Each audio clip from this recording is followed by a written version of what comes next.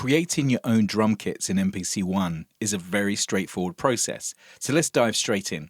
So first thing we want to do is make sure we're in our drum mode, and under our drum program, we'll give this a name. So we'll call this MPC kit. And once you've named the kit, press do it, and we'll go back to our main menu.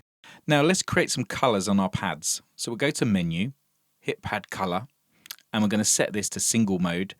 And I'm going to use red for my kicks, yellow for my snares, orange for my hats. I'll use a blue for some of the percussion, and then purple for the melodics. Let's hit default, and now we press main, and now let's press assign samples. Now any samples in memory will show up here. Now we can access our browser, and we can go to our factory library. We can also access our expansion packs just by hit the expansion browser, and now you can search all of the samples here. If you hit places, you can access any external drive with samples.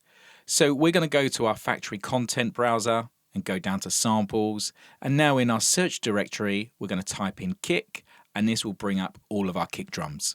So now we can use the touch UI and search through all of the sounds available.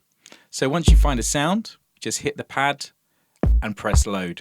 We can also search by genre. So if we type in hip hop, this will now shortlist all of the hip hop sounds that we can choose from our factory library.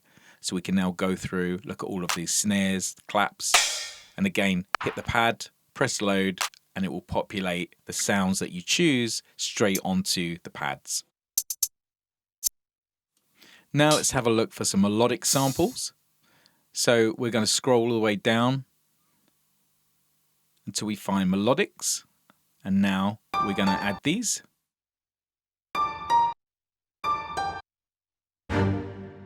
And then we'll finish off with some percussion samples. So here we are. Again, press the pad, hit load, and they will populate instantly. So now that we created our kit, we go to our main menu, and now you can hear all the samples.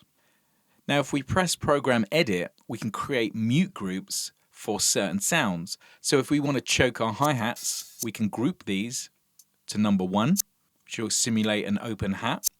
And then for our melodics, so they don't overlap, we'll put them onto group 2. So as you play each one, it will mute the other pad.